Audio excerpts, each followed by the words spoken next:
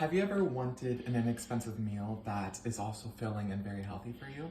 Well, I've got the meal for you today. Hello, my name is Tobias Lang, and I will be demonstrating on how to make a cheese omelet today. So first you're going to take a little bit of butter, which I've already done, and then put it into the pan. And what you're going to want to do with the butter is to make it go to all edges of the pan so the liquid that I put in later does not stick. Next, what you're going to do is get 2 eggs, and you're going to crack them into a bowl. So 1, 2, and after that, after you put the 2 eggs into the bowl, you're going to discard them to the side and then get 2 tablespoons of milk. 1, 2. And then after that, you're going to put a little bit of salt and pepper in it. And then you're going to whisk away this until it becomes an orangey color. And then, here we go.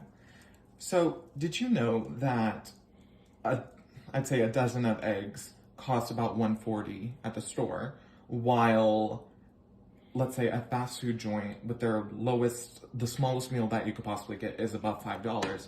So basically, to make this entire meal, it would just be $2 versus something that can be about $5. Omelets have vitamin D, protein, and calcium in them. So in the end, you're eating a healthy meal, but also a very filling meal. So since the butter is already down and melted, you're going to slightly pour this in, and then you're going to let it cook. So like I said earlier, the omelets are very filling because it has all these good nutrients within them, while the junk food has really nothing, and it wouldn't be able to hold you up, hold your body up for an entire day versus an omelet. Now, this usually takes about 3 minutes in advance, so I've already made one. So this is what the end product should look like for now. To make sure it's completely done, you're going to slightly push out the edges.